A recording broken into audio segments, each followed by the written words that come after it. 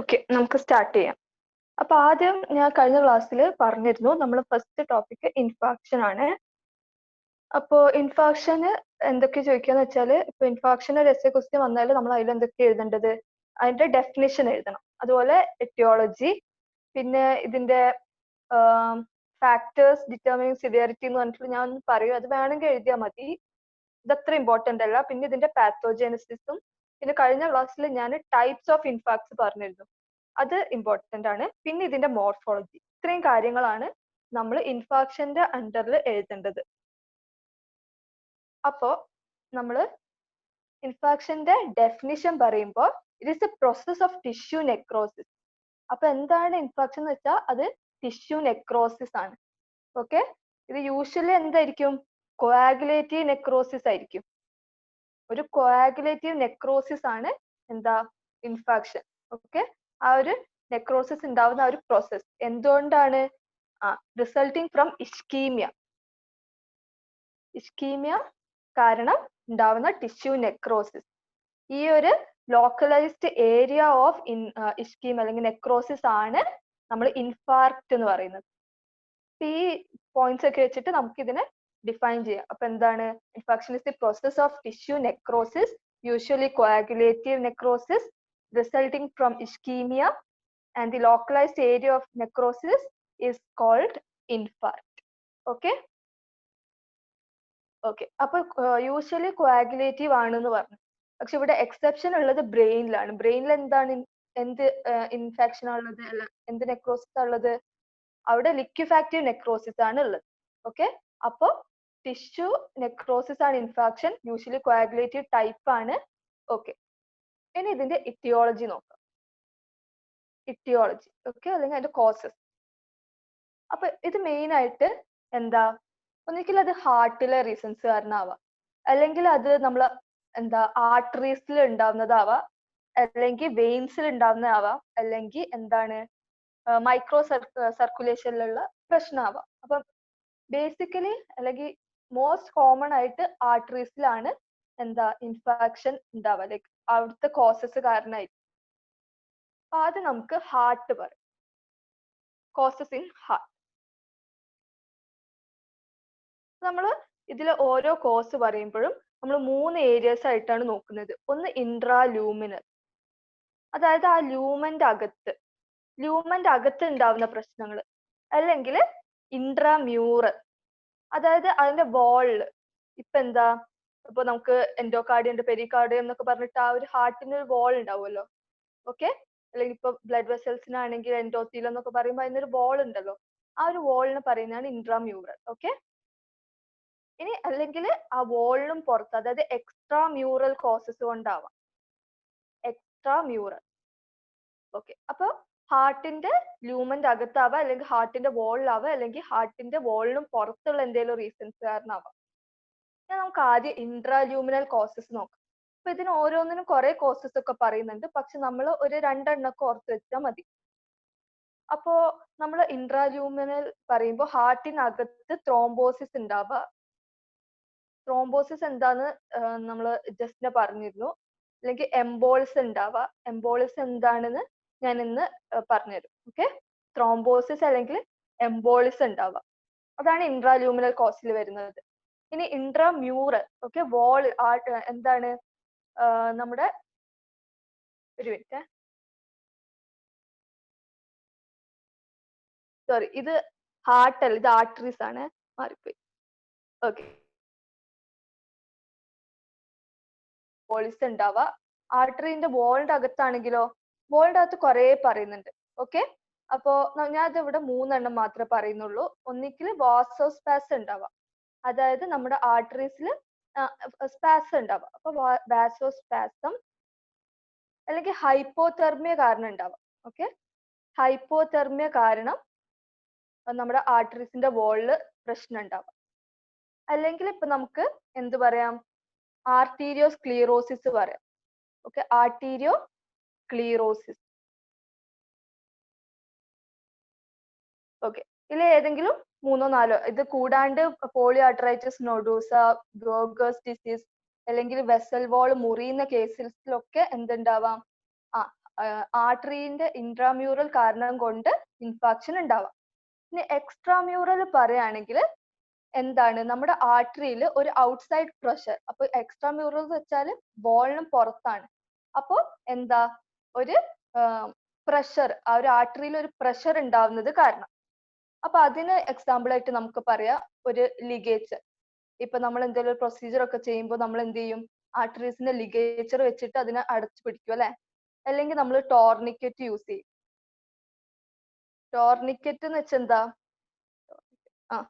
ടോർണിക്കറ്റ് എന്ന് വെച്ചാല് നമ്മള് ആർട്ടറീസിന്റെ ഒക്കെ ഉള്ള ബ്ലഡ് ഫ്ലോ പാർഷ്യലി സ്റ്റോപ്പ് ചെയ്യാൻ വേണ്ടിയിട്ടുള്ളതാണ് ടോർണിക്കറ്റ്. അതൊരു ഡിവൈസ് ആണ്. ഓക്കെ. അല്ലെങ്കിൽ ടൈറ്റ് പ്ലാസ്റ്റേഴ്സ് ഒക്കെ ഇടുമ്പോൾ നമ്മുടെ ആർട്ടറീസ് ഒക്കെ എന്താവും, എന്താ കംപ്രസ് ആയി നിൽക്കൂലേ, അത് കാരണവും എന്തുണ്ടാവാം, ഇൻഫാക്ഷൻ ഉണ്ടാവും. അപ്പൊ ഇതൊക്കെയാണ് കോസസ് ഇൻ ആർട്ടറീസ്. ഇൻട്രാ ലൂമിനൽ ആണെങ്കിൽ, അതായത് ലൂമന്റെ അകത്താണെങ്കിൽ ത്രോംബോസിസ് എംബോളിസം ഒക്കെ ഉണ്ടാവാം. വോൾസിന്റെ അകത്താണെങ്കിൽ വാസോസ്പാസം, ഹൈപ്പോതെർമിയ, ആർട്ടീരിയോസ്ക്ലീറോസിസ് ഒക്കെ എഴുതാം. ഇനി എക്സ്ട്രാമ്യൂറൽ ആണെങ്കിൽ ലിഗേച്ചർ, ടോർണിക്കറ്റ്, അതുപോലെ തന്നെ ടൈറ്റ് പ്ലാസ്റ്റേഴ്സ് ഒക്കെ കാരണം. ഓക്കെ. ഇനി നമ്മൾ കോസസ് ഇൻ വെയിൻസ് പറയാം. Causes in vein. Causes in veins പറയുമ്പോൾ എഗെയിൻ നമ്മൾ എന്ത് ചെയ്യും, നമ്മൾ ഇൻട്രാലൂമിനൽ പറയും, അതുപോലെ ഇൻട്രാമ്യൂറൽ പറയും, എക്സ്ട്രാമ്യൂറലും പറയും. അപ്പോ വെയിൻസിന്റെ ഇൻട്രാമ്യൂറൽ പറയുമ്പോൾ എഗെയിൻ എന്താണ്, ത്രോംബോസിസ് പറയാം. ഓക്കെ. നമ്മള് ലൂമന്റെ അകത്ത് ത്രോംബോസിസ് വരാം. അത് എവിടെ സാധാരണ വരാം, മിസെൻട്രിക് വെയിൻസിലൊക്കെയാണ് ത്രോംബോസിസ് വരാം. അല്ലെങ്കിൽ നമ്മുടെ കവേർണസ് സൈനസിൽ വരാം. കവേർണസ് സൈനസിനകത്ത് ത്രോംബോസിസ് വരാം. ഓക്കെ. അല്ലെങ്കിൽ മിസെൻട്രിക് വെയിൻ, ഇവിടെയൊക്കെ എന്താ, ത്രോംബോസിസ് വരുന്നത് കാരണം ഇൻഫെക്ഷൻ ഉണ്ടാവാം. ഇനി ഇൻട്രാമ്യൂറൽ എന്ന് പറയുമ്പോൾ വോളിൽ എന്താണ്, വെരിക്കോസ് വെയിൻ ഒക്കെ അതിന് എക്സാമ്പിൾ ആണ്. വെരിക്കോസ് വെയിൻ ഒക്കെ എവിടെ, ലെഗ്സിലൊക്കെ വെരിക്കോസ് വെയിൻ ഒക്കെ വരൂലേ, അത് ഇൻട്രാമ്യൂറലിൽ പറയാം. ഇനി എക്സ്ട്രാമ്യൂറലിൽ പറയുമ്പോൾ നമുക്ക് എന്ത് പറയാം, സ്ട്രാങ്കുലേറ്റഡ് ഹെർണിയ പറയാം. സ്ട്രാങ്കുലേറ്റഡ് ഹെർണിയ. ഓക്കെ. അല്ലെങ്കിൽ എന്താണ്, ഇന്റർസെപ്ഷൻ എന്ന് പറയും. ഓക്കെ. ഇന്റർസെപ്ഷൻ എന്ന് വെച്ചാല് എന്തോ ഒരു നമ്മുടെ ഇൻഡസ്റ്റൈൻ്റെ ഒരു പാർട്ട് വേറൊരു പാർട്ടിന്റെ അകത്തേക്ക് പോകും, അങ്ങനെ എന്തൊക്കെയാണ് ഇന്റർസെപ്ഷൻ എന്ന് പറയുന്നത്. അത് ഇവിടെ എക്സാമ്പിൾ ആയിട്ട് പറയുന്നുണ്ട്. അപ്പോ അതൊരു ഭയങ്കര ഡേഞ്ചറസ് സിറ്റുവേഷൻ ആണ്. ഓക്കെ. ഇന്റർസെപ്ഷൻ. അല്ലെങ്കിൽ വോൾവുലസ് എന്ന് പറയുന്ന ഒരു കണ്ടീഷൻ ഒക്കെ ഉണ്ട്. അപ്പൊ ഏതെങ്കിലും രണ്ടെണ്ണം ഓർത്ത് വെച്ചാൽ മതി. ഓക്കെ. അപ്പൊ എന്തായി, ആർട്ടറീസും ആയി, വെയിൻസും ആയി. ഇനി നെക്സ്റ്റ് നമ്മൾ പറയുന്നത് കോസസ് ഇൻ മൈക്രോ സർക്കുലേഷൻ ആണ്. മൈക്രോ സർക്കുലേഷൻ എന്ന് വെച്ചാൽ എന്താണ്, നമ്മുടെ ആർട്ടീരിയോൾസ്, വെന്യൂൾസ്, കാപ്പിലറീസ് ഒക്കെ വരുന്നതാണ് മൈക്രോ സർക്കുലേഷൻ. ഓക്കെ. മൈക്രോ സർക്കുലേഷനിലുള്ള പ്രശ്നം കാരണം അപ്പൊ അവിടെ നമ്മൾ എന്ത് പറയും, ഇൻട്രാലൂമിനൽ പറയും, ഇൻട്രാലൂമിനൽ, ഇൻട്രാമ്യൂറൽ, എക്സ്ട്രാമ്യൂറൽ. ഓക്കെ. അപ്പൊ ഇൻട്രാലൂമിനൽ പറയുമ്പോൾ ലൂമിനൽ ഒക്ലൂഷൻ ആവാം. ലൂമിനൽ ഒക്ലൂഷൻ ഞാൻ ഇവിടെ രണ്ടെണ്ണേ എഴുതുന്നുള്ളൂ. ലൂമിനൽ ഒക്ലൂഷൻ എഴുതാം. അല്ലെങ്കിൽ എന്താണ്, RBCs, നമുക്കിപ്പോ സിക്കിൾ സെൽ അനീമിയ ഒക്കെ അറിയില്ലേ, അപ്പൊ അതെന്താണ്, അവിടെ നമ്മുടെ RBCന്റെ ഷേപ്പ് മാറി. അപ്പൊ ഷേപ്പ് മാറുമ്പോ എന്താണ്, നമ്മുടെ ഈ ഒരു വെസലിലൂടെ ചെറിയ വെസൽസ്, ഇവിടെ നമ്മൾ മൈക്രോ സർക്കുലേഷനാ പറയുന്നത്, വലിയ വെസൽസിൽ കുഴപ്പമില്ല, പക്ഷെ ചെറിയ വെസൽസ് ഒക്കെ ആവുമ്പോൾ നമ്മുടെ RBCന്റെ ഷേപ്പിൽ ഡിഫറൻസ് വരുന്നത് കാരണം എന്താ, അത് എവിടെയെങ്കിലൊക്കെ പോയിട്ട് അതിന് എന്താ പ്രോപ്പർ ആയിട്ട് ആ ഒരു വെസൽ പാസ് ചെയ്യാൻ പറ്റൂല, അത് എവിടെയെങ്കിലും ഒക്കെ പോയിട്ട് സ്റ്റക്ക് ആയിട്ട് നിൽക്കും. അപ്പൊ അവിടെ എന്തുണ്ടാവും, അവിടെ ഒരു ഒക്ലൂഷൻ ഉണ്ടാവും. അത് കാരണവും എന്തുണ്ടാവാം, ഇൻഫാക്ഷൻ ഉണ്ടാവാം. ഓക്കെ. അല്ലെങ്കിൽ WBC കണ്ടീഷൻസ് ആയ എന്താണ്, CML പോലെ, ക്രോണിക് മൈലോയിഡ് ലുക്കീമിയന്റെ കേസിലൊക്കെ WBCന്റെ പ്രശ്നം കാരണം ഇൻഫാക്ഷൻ ഉണ്ടാവാം. ഓക്കെ. അപ്പൊ ഇൻട്രാലൂമിനലില് ലൂമിനൽ ഒക്ലൂഷൻ, RBC, WBC. അത് കൂടാണ്ട് ഫൈബ്രിൻ ഒക്കെ പറയുന്നുണ്ട് കേട്ടോ. ഫൈബ്രിൻ ക്ലോട്ട് ഉണ്ടാവുന്നൊക്കെ അതൊക്കെ വേണമെങ്കിൽ നമുക്ക് ഓർമ്മയുള്ളതൊക്കെ എഴുതാം. നമുക്ക് ഓർമ്മയുള്ള ഒരു 2-3 എണ്ണം എഴുതാം. ഓക്കെ. ഇനി ഇൻട്രാമ്യൂറൽ പറയുമ്പോൾ നമ്മൾ വാസ്കുലൈറ്റിസ് പറയും. ഓക്കെ, വാസ്കുലൈറ്റിസ് അതിന് കുറച്ച് കണ്ടീഷൻസ്, പോളിആർട്ടറൈറ്റിസ് നോഡ്യൂസ, ആർത്തേഴ്സ് റിയാക്ഷൻ ഒക്കെ പറയുന്നുണ്ട്. ജസ്റ്റ് വാസ്കുലൈറ്റിസ് എന്ന് എഴുതിയാൽ മതി.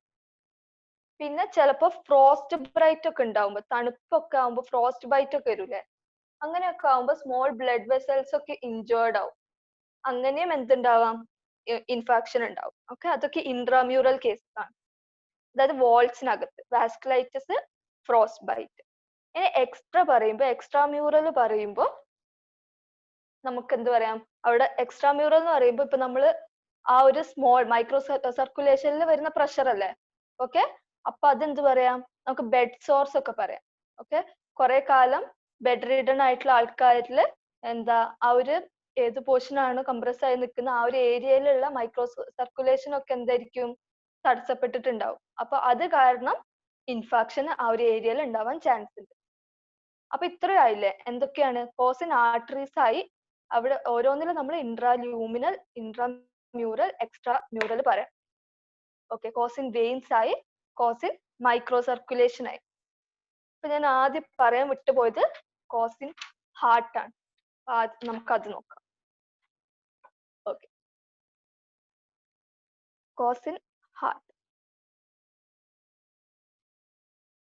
ഓക്കെ, ഹാർട്ടിൽ എന്താണ്, ഹാർട്ടിൽ ഇൻഅഡിക്വേറ്റ് കാർഡിയാക് ഔട്ട്പുട്ട് ഒക്കെ ഉണ്ടാവുന്ന കാരണം ഉണ്ടാവുന്ന എന്താ, heart block, ventricular arrest, fibrillation ഒക്കെ കാരണമാണ്.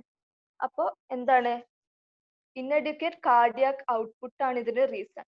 ഓക്കെ, അപ്പോ നമ്മളിപ്പോ പറയുകയാണെങ്കിൽ എന്താന്ന് വെച്ചാല്, ഇപ്പൊ ഈ ഒരു cardiac arrest, okay, cardiac arrest എന്ന് വെച്ചാൽ എന്താ, നമ്മുടെ ഹാർട്ട് കുറച്ചു നേരത്തേക്ക് ബീറ്റ് ചെയ്യാതെ നിൽക്കും. അപ്പൊ അതിനാണ് കാർഡിയാക് അറസ്റ്റ് എന്ന് പറയുന്നത്. അല്ലെങ്കിൽ ഇൻഅഡിക്വേറ്റ് ആയിട്ട് ബ്ലഡ് അത് പമ്പ് ചെയ്യുന്നില്ല.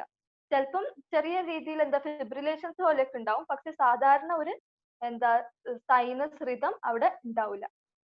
ഓക്കെ, അപ്പൊ അതൊരു 15 സെക്കൻഡ്സ് ഒക്കെ അങ്ങനെയാണെങ്കിൽ, എന്ത് സംഭവിക്കും, നമ്മുടെ കോൺഷ്യസ്നെസ് പോകും. Okay, consciousness is loss. ഇനി അതൊരു മോർ ദാൻ 4 മിനിറ്റ്സ് ആവുകയാണെങ്കിൽ എന്ത് സംഭവിക്കും, ഇറിവേഴ്സിബിൾ ഡാമേജ് ഉണ്ടാവും. Irreversible ischemic damage to brain. Okay, അപ്പൊ അത് സീരിയസ് കണ്ടീഷൻസിലേക്കൊക്കെ പോകും. Irreversible damage to brain, ischemic damage ഉണ്ടാവും. ഇനി മോർ ദാൻ 8 മിനിറ്റ്സ് ഒക്കെ ആയാല് പിന്നെ എന്തായാലും ഡെത്ത് സംഭവിക്കും. ഓക്കെ, അതാണ് നമ്മൾ കോസസ് ഓഫ് ഹാർട്ടിൽ പറയേണ്ടത്. ഇപ്പൊ 15 സെക്കൻഡ്സ് വരെ എന്താണ്, 15 സെക്കൻഡ്സ് കഴിഞ്ഞാൽ കോൺഷ്യസ്നെസ് പോവും. മോർ ദാൻ 4 മിനിറ്റ്സ് ആയാൽ irreversible ischemic damage to brain ഉണ്ടാവും. മോർ ദാൻ 8 മിനിറ്റ്സ് ആയാൽ എന്തായാലും ഡെത്ത് സംഭവിക്കും. അപ്പൊ ഇത്രയൊക്കെയാണ് എറ്റിയോളജിയിൽ പറയേണ്ടത്. ഇനി ഇതിൽ പറയുന്നത് factors determining severity of ischemic injury. ഇത് എത്രമാത്രം ഇമ്പോർട്ടന്റ് ആണെന്ന് എനിക്കറിയില്ല, എന്നാലും നമുക്ക് ജസ്റ്റ് ഒന്ന് പറഞ്ഞു പോവാം.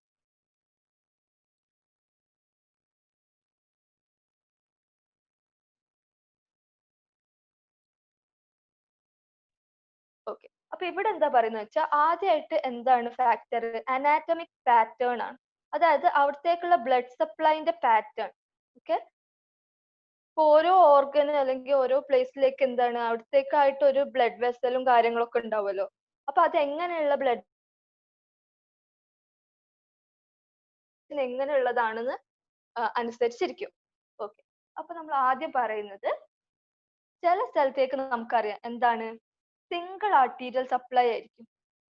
Single arterial supply without anastomosis. നമ്മൾ അതിനൊരു പേര് പറയൂലേ, നമ്മൾ ജനറൽ അനാറ്റമിയിലൊക്കെ പഠിച്ചിട്ടുണ്ട്. എന്താണ്, ഒരു അനസ്റ്റമോസിസ് ഒന്നും ഇല്ല. End artery, very good. അപ്പൊ എൻഡ് ആർട്ടറീസ് ആണ് എന്താണ് ഈ ഒരു സംഭവം. ഓക്കെ, അപ്പൊ എൻഡ് ആർട്ടറീസ് ഒക്കെ നമുക്ക് എവിടെയുള്ളത്, എൻഡ് ആർട്ടറീസ് ഒക്കെ നമ്മൾ സെൻട്രൽ ആർട്ടറി ഓഫ് റെറ്റിന ഒക്കെ പറയൂലേ, സെൻട്രൽ ആർട്ടറി ഓഫ് റെറ്റിന ഒക്കെ എന്താണ് ഈ ഒരു എൻഡ് ആർട്ടറിന്റെ എക്സാമ്പിൾ ആയിട്ട് പറയാം. Okay, central artery of retina, അതുപോലെ ഇന്റർലോബുലാർ ആർട്ടറീസ് ഓഫ് കിഡ്നി ഒക്കെ. അപ്പൊ അതൊക്കെ അവിടെയൊക്കെ എന്താണ്, അവിടെയൊക്കെ അനസ്റ്റമോസിസ് ഒന്നുമില്ല, ഒരൊറ്റ ആർട്ടറി ആണ് അവിടെ എന്താ സപ്ലൈ ചെയ്യുന്നത്. ഓക്കെ, അപ്പൊ അതാണ് ഒരു ഇത്. അപ്പൊ അവിടെ എന്തെങ്കിലും ഒരു എന്താ ഒക്ലൂഷൻ ഒക്കെ വന്നാൽ എന്താ, അവിടെ വേറെ സപ്ലൈ ഒന്നും ഇല്ലാത്തതുകൊണ്ട് അത് കുറച്ചും കൂടി സീരിയസ് ആവും. ഓക്കെ, നമ്മൾ അടുത്ത പറയുന്നത് എന്താ, സിംഗിൾ ആർട്ടീരിയൽ സപ്ലൈ തന്നെ with rich anastomosis. Okay, rich anastomosis. അപ്പൊ അതിന് ഏതൊക്കെയാണ് എക്സാമ്പിള്? ഓക്കെ, നമ്മള് ഇൻഡസ്റ്റൈനിലൊക്കെ എന്താ സുപ്പീരിയർ മിസെൻട്രിക് ആർട്ടറി, അതുപോലെ ഇൻഫീരിയർ ഇതൊക്കെ അവിടുത്തെ അതിന്റെ എക്സാമ്പിൾ ആണ്. ഓക്കെ, അത് കൂടാണ്ട് നമ്മളെ സ്റ്റൊമക്കിൽ എന്തൊക്കെ ഉണ്ട്, സീലിയാക് ആക്സിസിലെ സീലിയാക് പ്ലക്സസിലെ കുറെ ബ്ലഡ് വെസൽസ് അവിടെ സപ്ലൈ ചെയ്യുന്നില്ലേ. ഓക്കെ, അപ്പൊ അവിടെ റിച്ച് അനസ്റ്റമോസിസ് ഉണ്ട്. അപ്പൊ അവിടെ എന്തെങ്കിലും അവിടുത്തെ ബ്ലഡ് വെസലിൽ എന്തെങ്കിലും പ്രശ്നം പറ്റിയാൽ തന്നെ അവിടുത്തെ അനസ്റ്റമോസിസ് ഉള്ളത് കൊണ്ട് വലിയ കുഴപ്പമുണ്ടാവില്ല. ഓക്കെ, നെക്സ്റ്റ് സിറ്റുവേഷൻ പറയുന്നത് എന്താണ്, പാരലൽ ആർട്ടീരിയൽ സപ്ലൈ ഉണ്ട്. ചില സ്ഥലത്ത് എന്തുണ്ട്, പാരലൽ ആർട്ടീരിയൽ സപ്ലൈ ഉണ്ട്. നമുക്ക് അറിയാം, ഇപ്പോ നമ്മള് ഫോറാം നോക്കുകയാണെങ്കിൽ അവിടെ എന്തുണ്ട്, റേഡിയൽ ആർട്ടറിയും ഉണ്ട്, അൾനാർ ആർട്ടറിയും ഉണ്ട്. ഓക്കെ, അപ്പൊ ഒരെണ്ണത്തിന് പ്രശ്നം വെച്ചാൽ ഒരു പരിധി വരെ മറ്റേത് അത് നോക്കിക്കോളും. ഓക്കെ, ഇപ്പൊ ഫോറാമിന്റെ കേസിൽ റേഡിയൽ ആർട്ടറിയും ഉണ്ട്, അതുപോലെ തന്നെ അൾനാർ ആർട്ടറിയും ഉണ്ട്. ഓക്കെ, ഇനി അതുപോലെ തന്നെ വേറൊരു എക്സാമ്പിൾ പറയുന്നത് നമ്മളെ സർക്കിൾ ഓഫ് വില്ലിസ് ആണ്. സർക്കിൾ ഓഫ് വില്ലീസിലും അങ്ങനെ തന്നെ പാരലൽ ആർട്ടീരിയൽ സപ്ലൈ ഉണ്ട്. ഇപ്പൊ ഇനി നെക്സ്റ്റ് പറയുകയാണെങ്കിൽ ഡുവൽ ബ്ലഡ് സപ്ലൈ ഉള്ള ഓർഗൻസ് ഉണ്ട്. ഡുവൽ ബ്ലഡ് സപ്ലൈ, ഇപ്പൊ നമ്മൾ ലങ്സ് എടുക്കുകയാണെങ്കിൽ ലങ്സിൽ നമുക്കറിയാം ബ്രോങ്കിയൽ സർക്കുലേഷനും ഉണ്ട്, പൾമണറി സർക്കുലേഷനും ഉണ്ട്. ഇപ്പൊ ലങ്സ് പറയാം. അതുപോലെ തന്നെ നമ്മളിപ്പോ ലിവർ എടുക്കുകയാണെങ്കിൽ അവിടെ എന്തുണ്ട്, ഹെപ്പാറ്റിക് സർക്കുലേഷനും ഉണ്ട്, പോർട്ടൽ സർക്കുലേഷനും ഉണ്ട്. അപ്പൊ അവിടെയും വലിയ പ്രശ്നം ഉണ്ടാവില്ല, ഈ എൻഡ് ആർട്ടറീസ് ഉള്ള പോലെ അല്ല അവിടെ. ഓക്കെ, അപ്പൊ ലങ്സിൽ എന്തുണ്ട്, നമ്മുടെ ബ്രോങ്കിയൽ സർക്കുലേഷനും ഉണ്ട്, പൾമണറി സർക്കുലേഷനും ഉണ്ട്. ലിവറിൽ പോർട്ടൽ സർക്കുലേഷനും ഉണ്ട്, ഹെപ്പാറ്റിക് സർക്കുലേഷനും ഉണ്ട്. ഓക്കെ, ഇത് ബേസ്ഡ് ഓൺ അനാറ്റമിക് പാറ്റേൺ ആണ്. ഓക്കെ, നമ്മൾ അടുത്ത പറയുകയാണെങ്കിൽ ഒരു മിനിറ്റ്.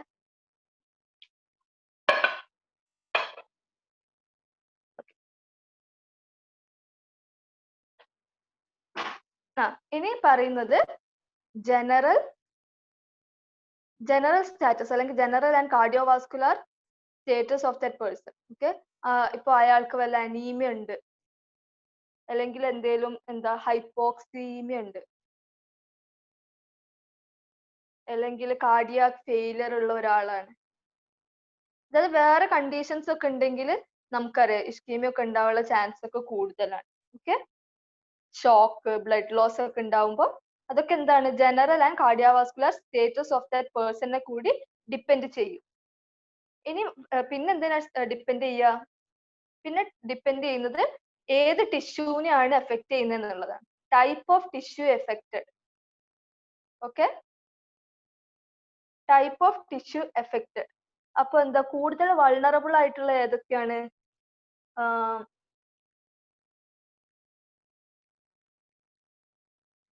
ഈ മീസെൻകൈമൽ ടിഷ്യൂസ് ഒക്കെ ക്വൈറ്റ് റെസിസ്റ്റന്റ് ആണെന്നാണ് പറഞ്ഞിട്ടുള്ളത്. കൂടുതലും പാരൻകൈമൽ സെൽസ് ആണ് എഫക്റ്റഡ് ആയിട്ടുള്ളത്. ഇപ്പൊ ടൈപ്പ് ഓഫ് ടിഷ്യൂ പറയുമ്പോൾ പാരൻകൈമ കൂടുതൽ എഫക്റ്റഡ് ആണ്. Okay, parenchyma more affected than mesenchymal tissue. Okay, ഇനി പറയുന്നത് റാപ്പിഡിറ്റി പറയുന്നുണ്ട്, എത്ര പെട്ടെന്ന് ഇത് പ്രോഗ്രസ് ചെയ്യുന്നുണ്ട് എന്നുള്ളതൊക്കെ. പിന്നെന്താ ഡിഗ്രി ഓഫ് വാസ്കുലർ ഒക്ലൂഷൻ. അപ്പൊ നമുക്ക് അതൊക്കെ സ്വയം എഴുതാവുന്നേ ഉള്ളൂ. എത്രമാത്രം ഒക്ലൂഡഡ് ആയിട്ടുണ്ട് വെസൽ, കൂടുതൽ ഒക്ലൂഡഡ് ആയിട്ടുണ്ടെങ്കിൽ കൂടുതൽ പ്രൊമിനന്റ് ആയിട്ടുള്ള ഇൻഫാക്ഷൻ ഉണ്ടാവും. Okay, degree of occlusion. ഇത്ര മനസ്സിലായില്ലേ? നമ്മള് ഫാക്ടേഴ്സ് ഡിറ്റർമൈനിങ് സിവിയറിറ്റി പറയുമ്പോൾ ആദ്യം നമ്മൾ അനാറ്റമിക് പാറ്റേൺ പറയണം, അവിടുത്തെ സർക്കുലേഷൻ ഏത് രീതിയിലാണെന്നുള്ളത്.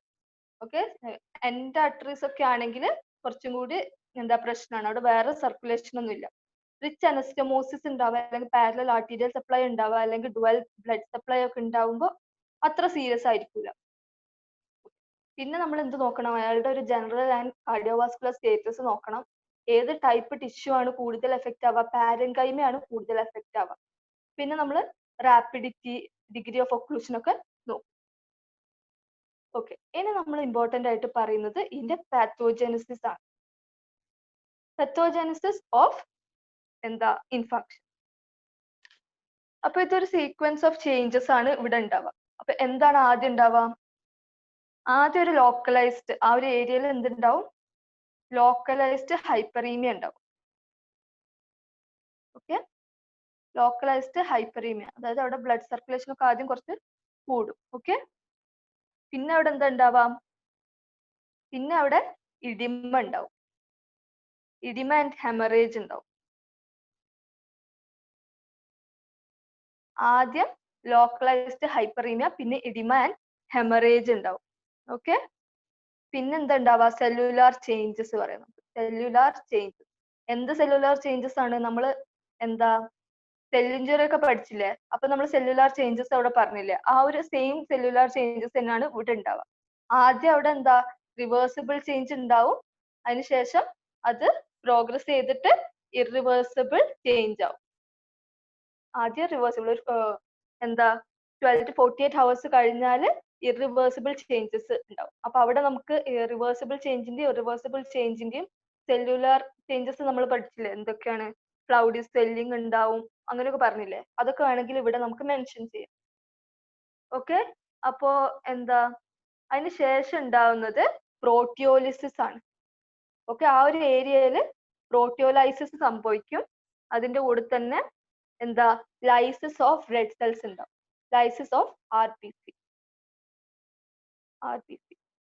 ഓക്കെ, ആദ്യം ലോക്കലൈസ്ഡ് ഹൈപ്പറീമിയ, പിന്നെ ഇഡിമ ആൻഡ് ഹെമറേജ്, പിന്നെ സെല്ലുലാർ ചേഞ്ചസ് ഉണ്ടാവുക, അത് തന്നെ റിവേഴ്സിബിൾ ആയി പിന്നെ അത് ഇറിവേഴ്സിബിൾ ചേഞ്ച് ആയിരിക്കും. പിന്നെ അവിടെ എന്താ ഉണ്ടാവുക, പ്രോട്ടിയോലിസിസ് ആൻഡ് ലൈസിസ് ഓഫ് RBC ഉണ്ടാവും. ഇതേ ടൈമിൽ തന്നെ എന്തും ഉണ്ടാവും, ഒരു അക്യൂട്ട് ഇൻഫ്ലമേറ്ററി റിയാക്ഷനും ഉണ്ടാവും. ഓക്കെ, ഒരു അക്യൂട്ട് ഇൻഫ്ലമേറ്ററി റിയാക്ഷൻ ആൻഡ് ഹൈപ്പറീമിയ കൂടി ഈ ഒരു ടൈമിൽ ഉണ്ടാവും. ഇതിന്റെ കൂടെ തന്നെ പ്രോട്ടിയോലിസിസും ലൈസിസ് ഓഫ് RBC നടക്കുന്ന ആ ഒരു ടൈമിൽ തന്നെ ഒരു acute inflammatory reaction and hyperaemia ഉണ്ടാവും. ഓക്കെ, അതിനുശേഷം എന്താ ഉണ്ടാവുക, blood pigment. Okay, blood pigments like haemosiderin പോലത്തെ ബ്ലഡ് പിഗ്മെന്റ്. ഹെമറ്റോയിഡിനും ഹീമോസിഡ്രിനും ആണ് പറയുന്നത്. ഹെമറ്റോയിഡിനും ഹീമോസിഡ്രിനും. എന്റെ ഹാൻഡ് റൈറ്റിംഗ് കുറച്ച് മോശം കേട്ടോ, നിങ്ങൾ ടെക്സ്റ്റിൽ നോക്കി ഇതേ സെയിം സംഭവം ഉണ്ടാവും, മനസ്സിലായിട്ടില്ലെങ്കിൽ. ഓക്കെ, അപ്പൊ എന്താണ്, ഒരു മിനിറ്റ്.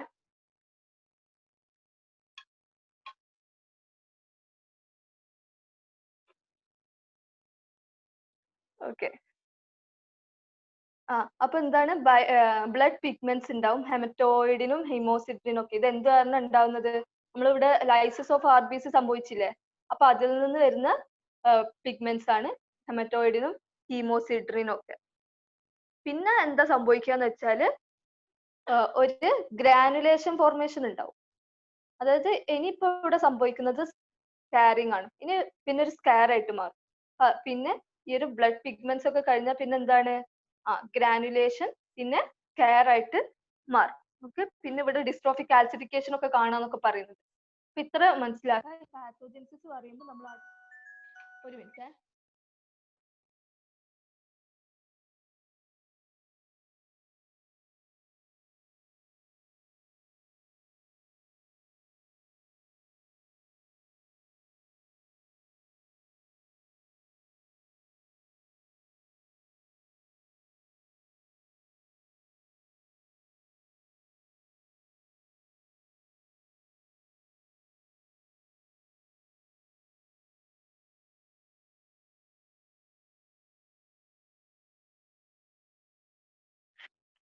സോറി.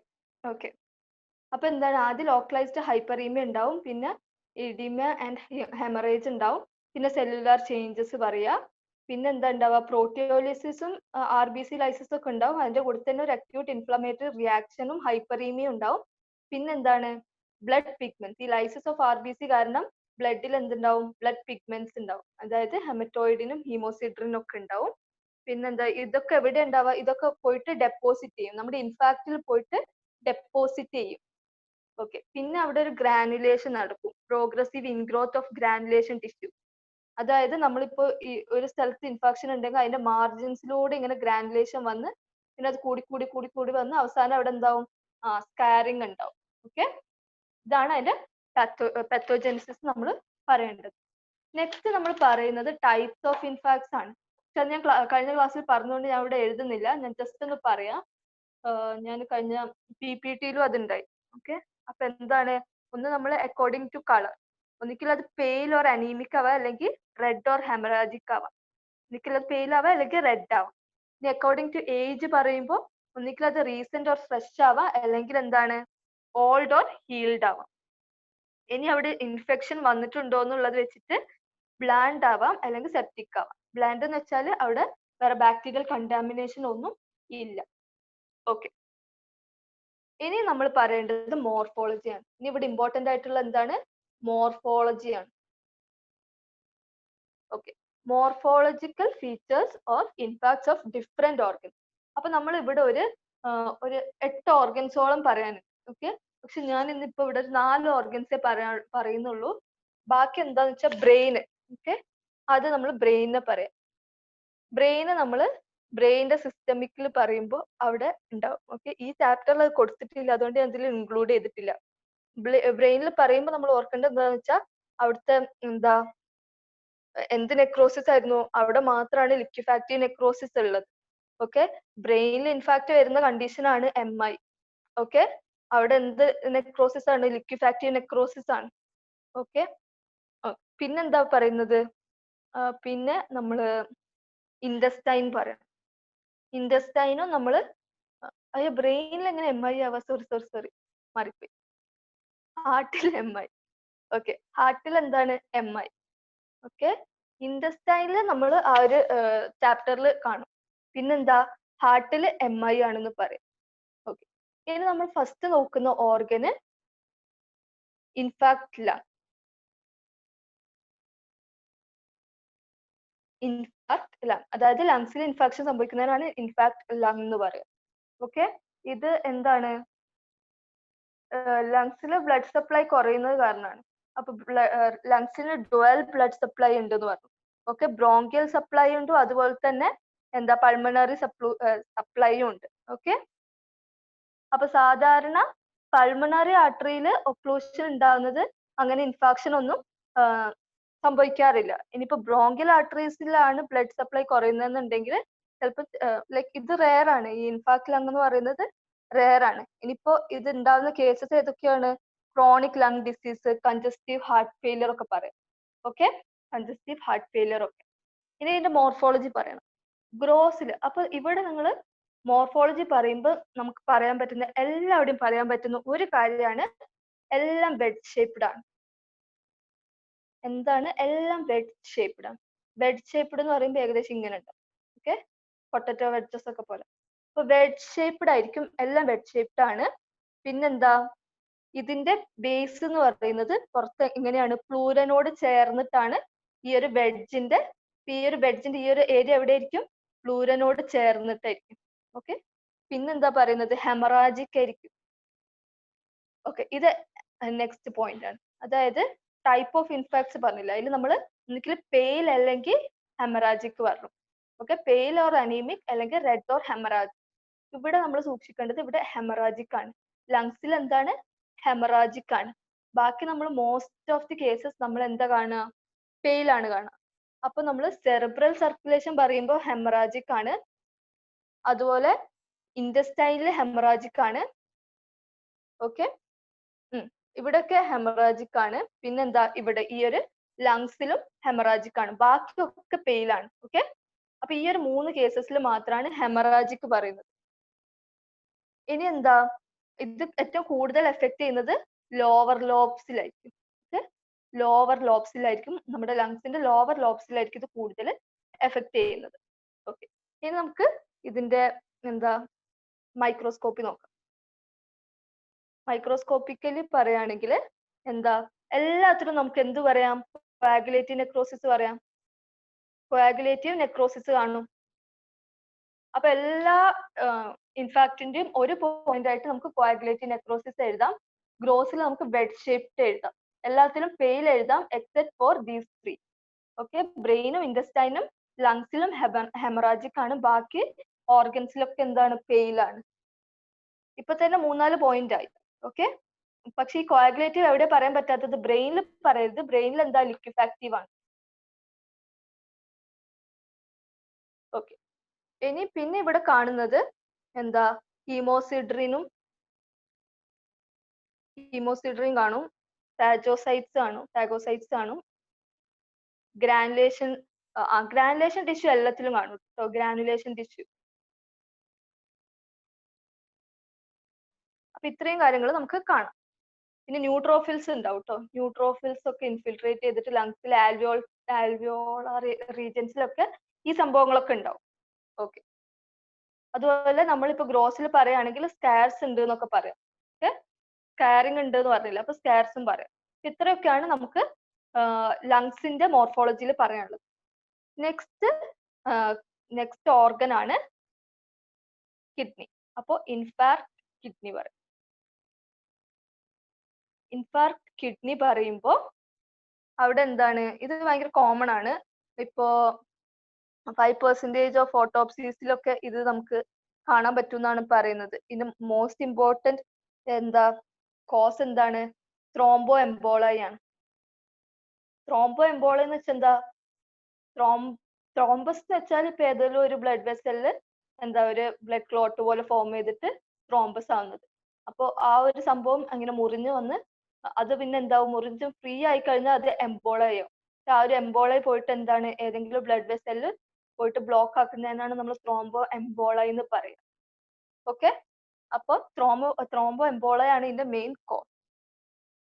ഓക്കെ, ഇനി ഇതിന്റെ ഗ്രോസ് പറയുമ്പോൾ എഗെയിൻ നമുക്ക് എന്ത് പറയാം? ഇവിടെയും ബെഡ് ഷേപ്ഡ് ആണ്. പിന്നെ ഇവിടെ പറയുന്നത് എന്താന്ന് വെച്ചാല് ഒരു പെയിൽ ഒരു സ്മോൾ റിം പോലെ. ഓക്കെ, ഇവിടെ തന്നെ അല്ലേ? Narrow rim. Okay, narrow rim is spared. Okay, അല്ലെങ്കിൽ is preserved. A narrow rim of renal tissue is preserved. അതായത് ഇപ്പൊ ഇതാണ് നമ്മുടെ കിഡ്നി എങ്കിൽ ഈ ഒരു വെഡ്ജ് ഷേപ്ഡ് ആയിട്ട് എന്തുണ്ടാവും?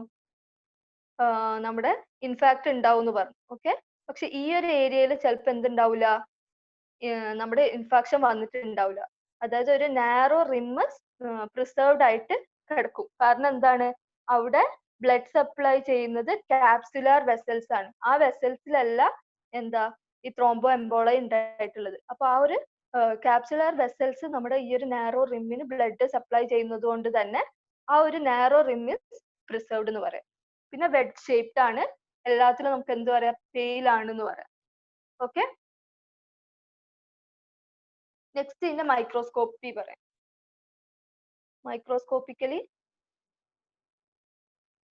മൈക്രോസ്കോപ്പിക്കലി പറയുമ്പോൾ എഗെയിൻ കോയാഗുലേറ്റീവ് ആണെന്ന് പറയാം. ഇതെല്ലാത്തിലും പറയാം. പിന്നെന്താ?